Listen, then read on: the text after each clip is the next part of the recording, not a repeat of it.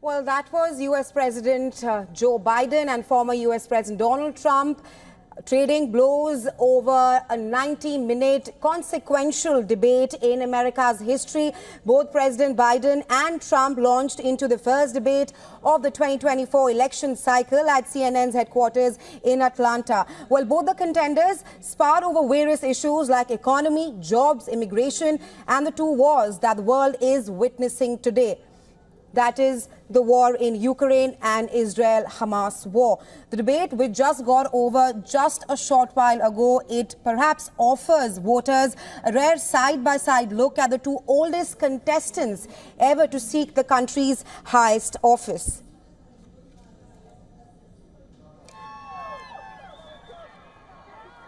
Well, the two rivals, who were just standing a foot apart, did not shake hands as they took their positions at the podiums.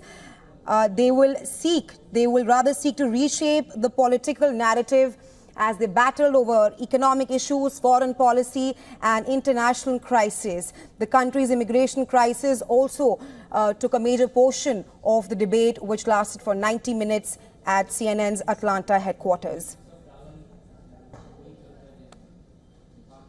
Started ripping down our statues and monuments right outside.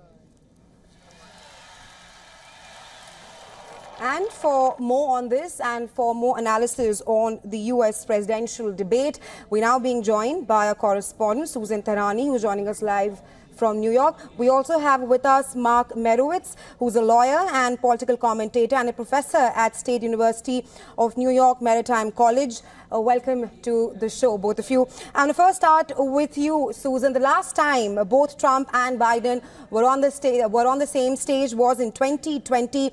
Both the contenders, like I mentioned, they traded blows over various issues from economy, immigration to abortion and even democracy and the U.S. Capitol riots. What, according to you, stood out, Susan?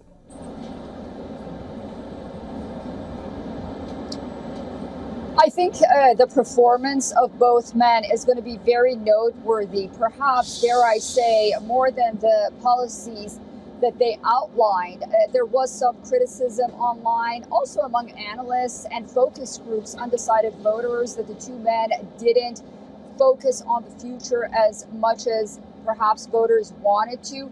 But President Biden's voice was very noteworthy in contrast to former President Donald Trump, who really, was speaking normally as he always does. We heard later on, as the debate was going, that President Biden seemed to have a cold or the flu. But nonetheless, the optics are important. And I think that's going to be something that's going to be discussed a lot more than the policy that they outlined, mostly because we really didn't hear anything new, in my opinion, from either Donald Trump or Joe Biden that we hadn't heard maybe in the past, not only a couple of years, but during this election cycle. Right, Susan, we'll talk about the optics and Biden's hoarse voice in just a short while from now. But coming to you, Mr. Merowitz, your assessment of the debate which just took place, there were several firsts that were marked in the debate with the oldest contenders facing off each other. What exactly stood out for you in the 90-minute debate that just finished? I thought there was a lot there. First of all, I think Biden's performance was hobbled or limited by trying to remember too many facts. And actually, Susan and I were kind of texting each other during the debate, and we agreed that he was trying to remember too many facts. He's the president. As the president, he doesn't need to remember every little detail. This was the problem with Jimmy Carter. He wanted to know every little detail. He's the president. And so he ended up getting bogged down in the details. So that was one point. Second point was they covered a lot of the issues, but I thought here are some of my incredible things that I heard here. I can hardly believe this is possible. I think that Trump called Biden a criminal, and Biden said that Trump had the morals of an alley cat. The other one was that Trump said that Biden is a Manchurian candidate, which means he's planted by the Chinese government, which is incredible. And then they challenged each other to a golf match. And Biden was bragging about his golf ability, his golf handicap. And that one was crazy. And Trump took cognitive tests and challenged Biden to take cognitive tests. So that was just absolutely crazy, okay? But the thing is that on a number of points, I think each one scored. I think that Trump scored very, very strongly on the partial birth abortion, on the abortion issue against Biden, and Biden did not very well defend Roe v. Wade. He didn't really explain it well. A lot of the times he got a little bit, again, in the details, trying to remember to be able to say every part of what Roe v. Wade means. It's not necessary if you're the president to do that, but he got bogged down in that.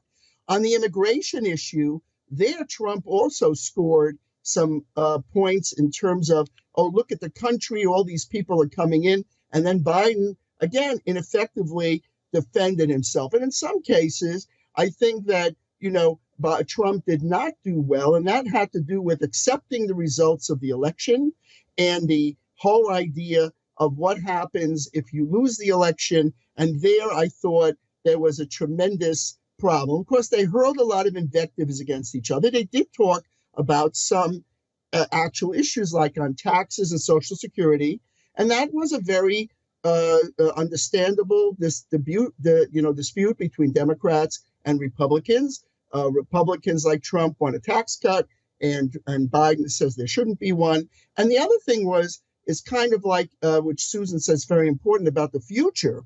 Well, Trump said, well, if he becomes president, he will solve the Ukraine war immediately, and we will get Evan Gershkovich, who's being held in prison and hostage by the Russians, he'll get them out.